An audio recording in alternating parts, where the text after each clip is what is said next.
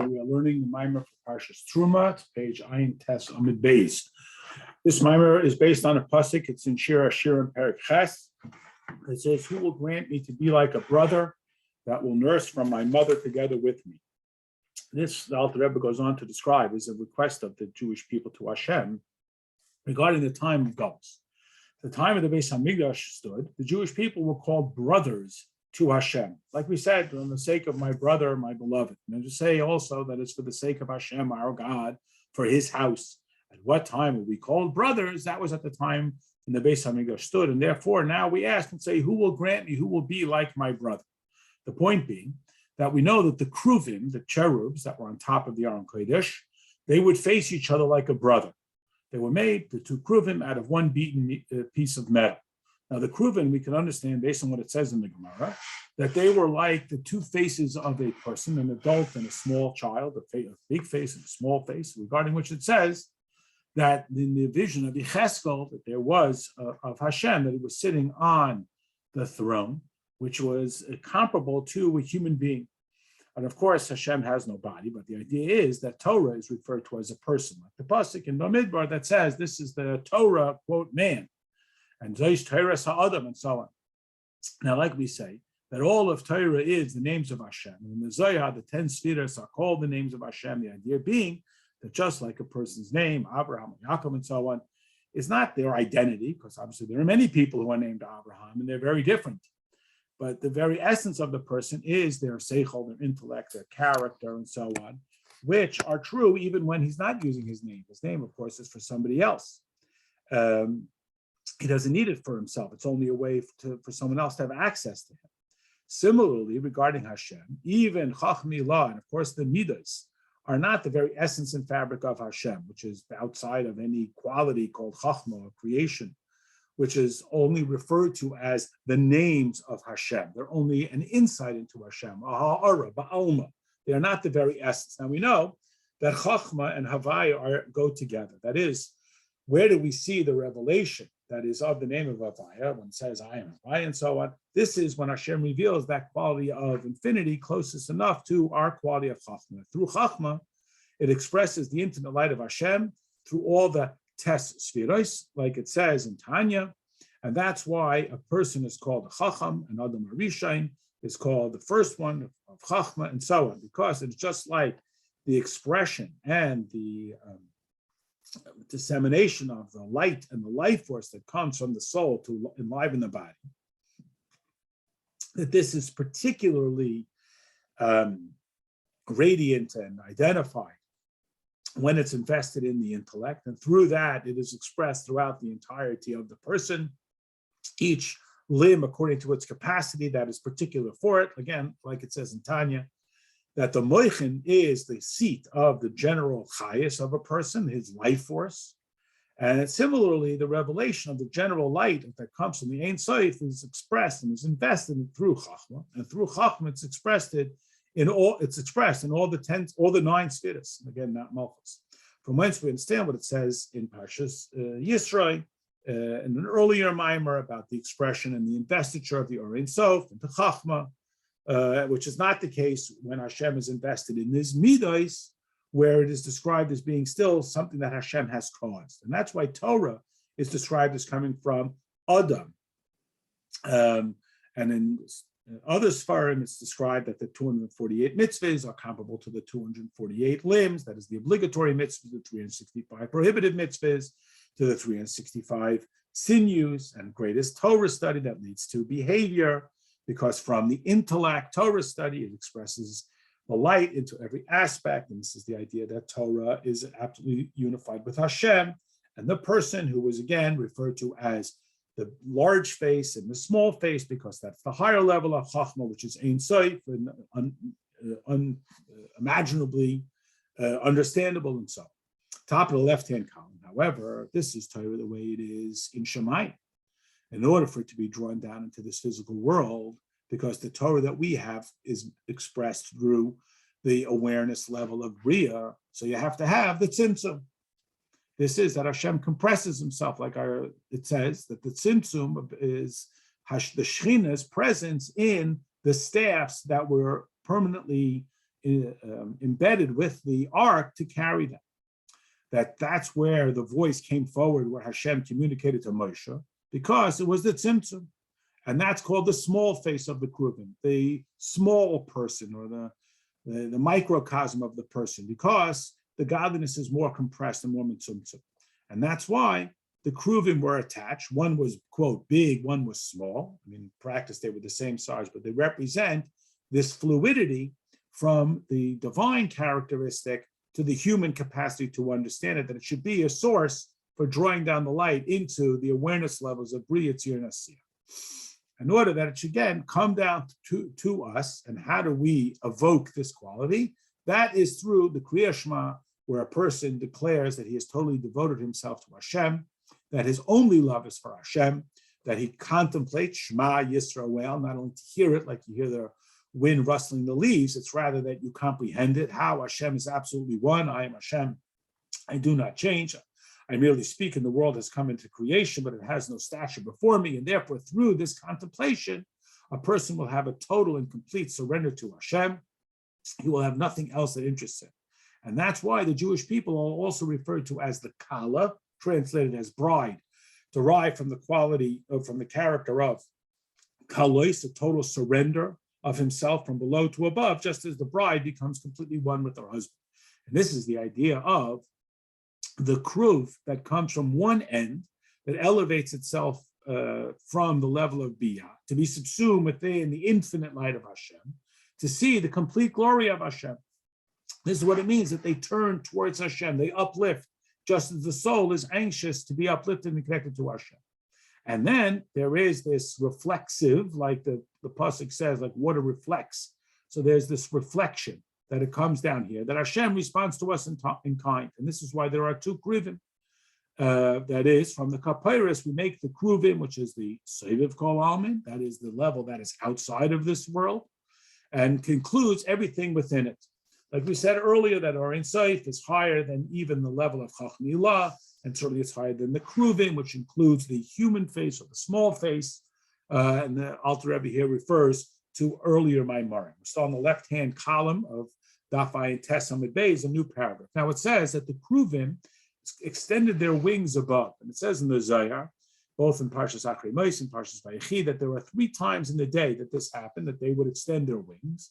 And the Ramaz, Ramosha Zukata, 16th century from Portugal, he explains that this is during the 3 davenings of each day, that at each time of davening, they elevate ourselves from the level of Biyah, the Beriah, Yetzirah, Asiya levels of awareness, into the level of Atzilus.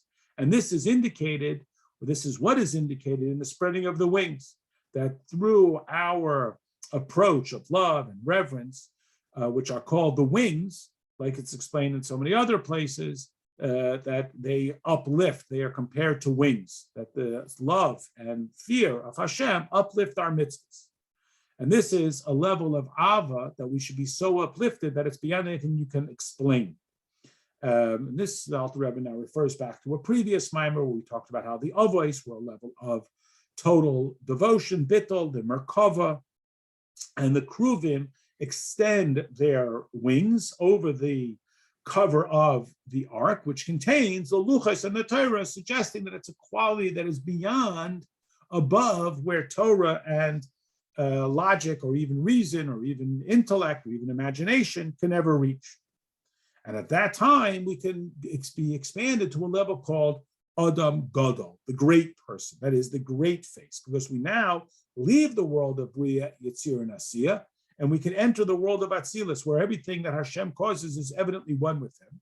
And that's why davening, tefillah, is from the word like to knot, K-N-O-T, to connect 2 ideas that they should be knotted. Like the Mishnah says, that it's from the term to fuse 2 separate entities together. That's what we do when we daven. We are elevated out of our Biyah level, Beriah, Yetzirah, Asiya awareness, which even that is a very lofty level at the Beriah level, but it's still limited. And then we become subsumed even in that world that's totally consumed with Hashem, that is called Atzilus, next to, because although it is not absolute Atzmus, but it is consumed with the godliness that it is in front of. We're now on the beginning of Daf Pei on the right-hand column. And here the Alter Rebbe connects us with the idea of the service of Hashem, which is our being knotted, attached to skashras, to its origin. And that's why the Keruvim have these wings to elevate above, that is suggesting an elevation to the level of Atzilus. And when they look at each other, they become absolutely unified, like two brothers who look at each other.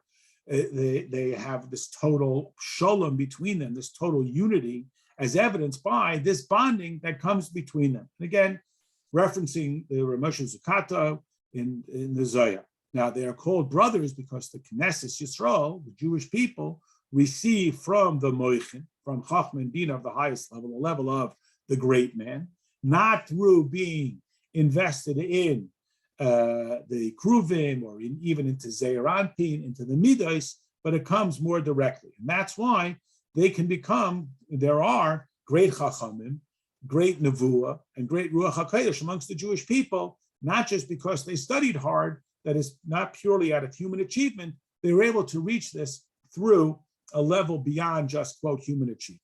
New paragraph. However, once the Beis Hamikdash was destroyed in these Keruvim, that is, this quality of Atzilus that is made available to the world down here into this physical existence was taken away.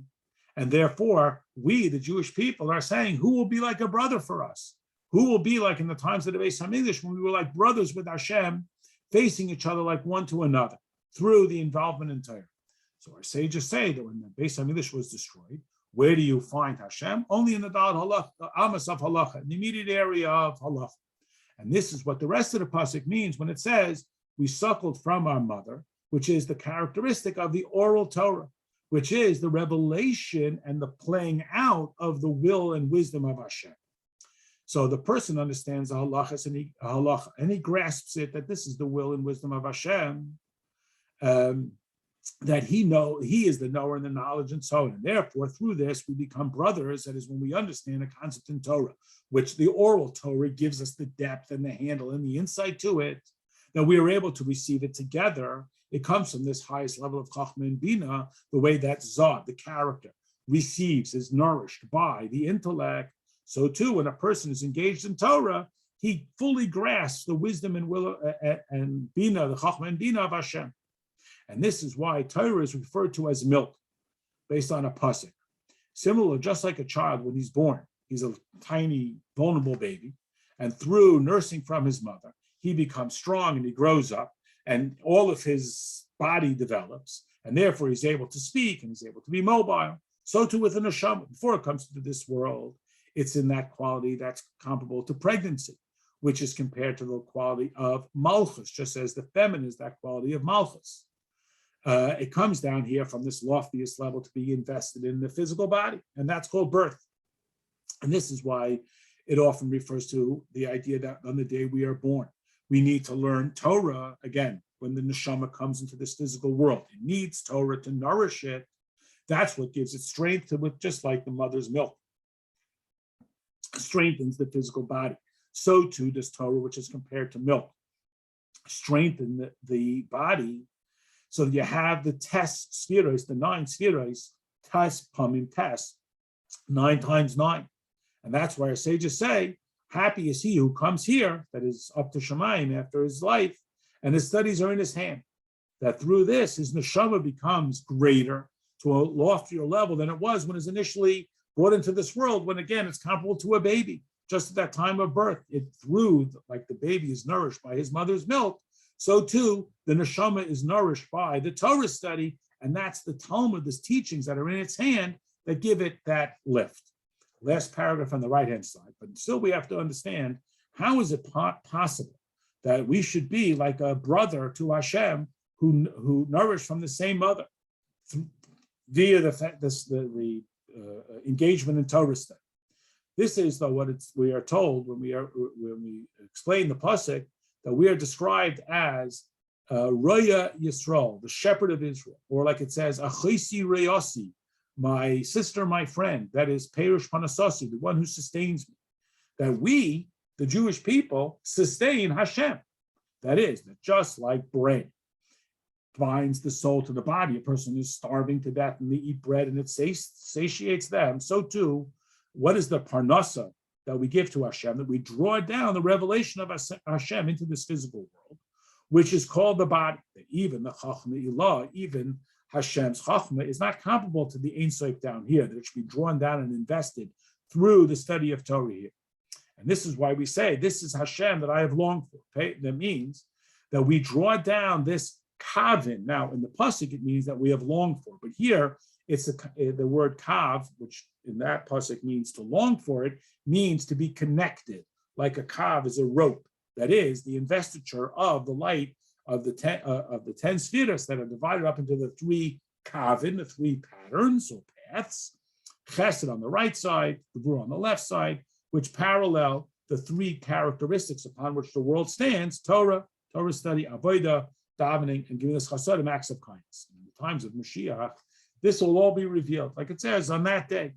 But this that we say that we nurse from the same mother is dafta, the quality of the oral Torah. Because the Torah Shebechsav is the gift of our father, Moiser Avicha. And Torah Shebal Peh is called Toras Imecha. That's the pasuk. Now, the Torah of the Shebechsav, the written Torah, it's all in hints. There's no concept in all of Torah, even in the narratives, that are fully developed exclusively in Torah Shebechsav. Just like the father contributes to the development of the child, and yet the child is primarily nurtured in the gestation within the mother. This is comparable to all of this halachas that are only gestated, nurtured within the oral Torah, which is comparable to the mother. The Torah Shebechsav is like the Chochma, like the father's contribution, that comes from that level of Chochma on the top left-hand column. Now, Torah Shebal Peh is the quality of Bina, the further development that is called the mother. Now, the primary revelation of the whole tainuk, like the whole understanding, the geschmack of the seichel, is when you understand it fully, not just the instructional. Like it says in the Zohar, and explains it, that this is that distinctive quality that we mean, or we reference when we say that we are nourished by the mother, that this is the milk that we long for, that gives us the geschmack, the pleasure, and the understanding. And through this, we illustrate, or we draw out the revelation of this pleasure in Gan Eden, that we should benefit from it. And Hashem comes to be joined together with the tzaddikim in Gan Eden, all through the engagement in Torah. Like our sages say, whoever studies Torah or halacha, specifically every day, is assured that he will be a ben olam haba, as explained in the Igeres HaKodesh and other places. Next paragraph. So it says, when we found outside, who is this a reference to? People who are, quote, outside. That is, they don't have the opportunity to constantly be nourished by the mother's milk of Torah and stay only in the immediate area of Torah study, the Daled Amos of Halacha. Nevertheless, that's specifically where you'll find them. These are the people who go to work out in the world. The idea being that we find by Hashem that he is also called the owner, Koine Shamayim Va'aretz. And our sages say there are 5 things that Hashem acquired. It says 6 days Hashem made the heavens and earth, and the 7th day he rested, and every Shabbos is called the 7th day, the Shabbos to Hashem. So how is it possible that to call the Shabbos today the 7th day? There's already been hundreds and thousands of days. Why is this Shabbos the 7th day? It's not the 7th day, it's the 700,000th day, or whatever the number would be. But since the 6 days are a reference to the 6 midos through which Hashem created the world. The first day created the quality of chesed. And then on Shabbos, all of them were elevated back to their origin. So too, every Shabbos of every week, the 6 days of the week, which are bringing down the character, the midos, into Beriah, Yetzirah, and Asiyah, to identify their godliness. And then on the day of Shabbos, they are elevated up. Dafka on that day, in the 7th characteristic, Shabbos is the quality of Malchus, which brings them all together. Just like a king has to bring together all of his characteristics in order to adjudicate and to issue decrees and create laws and the culture of his community. There's not something particular, it's the whole package together, that it begins from below. Just like we elevate and we understand from something from below, and through this, it elevates everything, the whole package comes together. And that's what it means that the heavens and the earth were completed. That is a total surrender, like we say, L'cha doidi l'kras kala, come my beloved to greet the kala, the bride, or the completed, which Shabbos is the completion, boy kala. And that's what we say in the bracha after the Amida on Friday night, koine shamayim va'aretz. He acquired the heavens and the earth. Because this elevation of the worlds that occurs on Shabbos, everything is brought to its purpose. That we identify the godliness that was there during the 6 weekdays. And they all become subsumed on Shabbos. This is like an acquisition, that the buyer gives the money to the seller. And through that, he gets the whole package and now becomes his.